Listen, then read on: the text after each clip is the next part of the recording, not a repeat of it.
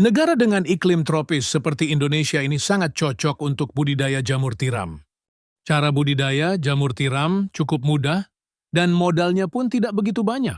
Bagian yang paling sulit saat ini untuk budidaya jamur tiram adalah membuat baglok, yakni media tanam yang sudah berisi bibit jamur.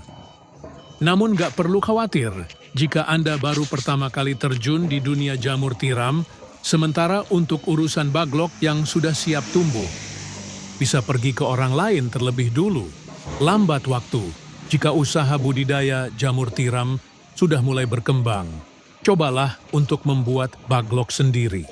Nah, langsung saja inilah beberapa persiapan dan cara budidaya jamur tiram versi Jamur Ganteng Official.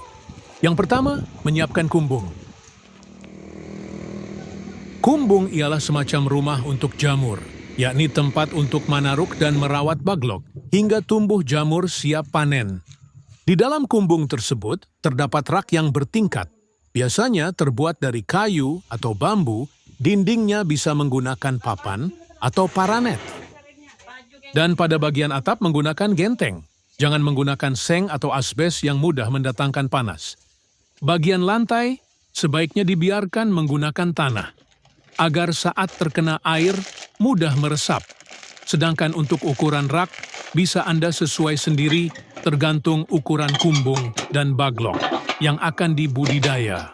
Namun idealnya ketinggian ruang sebaiknya tidak kurang dari 40 cm. Rak bisa dibuat 2 hingga 3 tingkat, lebar rak 40 cm dan panjang setiap ruas rak 1 meter. Setiap ruas rak bisa memuat 70 hingga 80 baglok. Kemudian menyiapkan baglok. Perlu kalian tahu, kualitas baglok yang bagus sangat mempengaruhi pertumbuhan dari jamur itu sendiri.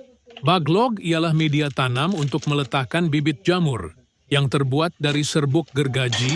Serbuk kayu tersebut dimasukkan ke dalam plastik berbentuk silinder dan pada ujung plastik diberi lubang, di mana lubang tersebut nantinya jamur tiram akan tumbuh keluar. Saat ini baglok jamur tiram YJ berbobot 1 kg dijual, kisaran harga 3.000. Cara merawat baglok. Pertama, silahkan letakkan baglok pada rak yang sudah berada di kumbung. Anda bisa menyusunnya secara vertikal atau horizontal. Jika menyusun secara horizontal, berarti lubang baglok berhadapan ke samping. Sedangkan jika secara vertikal, maka lubang baglok menghadap ke atas. Namun biasanya, untuk para pemula lebih milih untuk menyusun baglok secara horizontal. Hal ini dilakukan agar tidak ada air yang masuk secara berlebihan saat nyiram baglok dan proses panen pun bisa lebih mudah. Kapan penyiraman dilakukan? Penyiraman penyemprotan dilakukan setelah panen pertama jamur tiram. Baru dilakukan. Penyiraman biasanya dilakukan sebanyak 3 kali dalam sehari. Lakukan penyiraman dengan sprayer atau sistem kabut frekuensi. Penyiraman 2-3 kali dalam sehari tergantung suhu dan kelembaban kumbung. Proses panen. Inilah proses YG terakhir, yakni panen budidaya jamur tiram. Bila baglok yang digunakan permukaannya telah tertutup sempurna dengan miselium, biasanya dalam waktu 1 hingga 2 minggu sejak pembukaan tutup baglok. Baglok yang memiliki bobot sekitar 1 kg akan menghasilkan jamur sebanyak 0,7 kg. Jamur akan tumbuh dan sudah bisa dipanen jika dirawat dengan baik dan benar. Baglok jamur bisa dipanen hingga 4-5 kali panen. Setelah itu, baglok dibuang atau bisa digunakan bahan ompos. Pemanenan dilakukan terhadap jamur yang telah mekar dan membesar tepatnya bila ujung-ujungnya telah terlihat meruncing.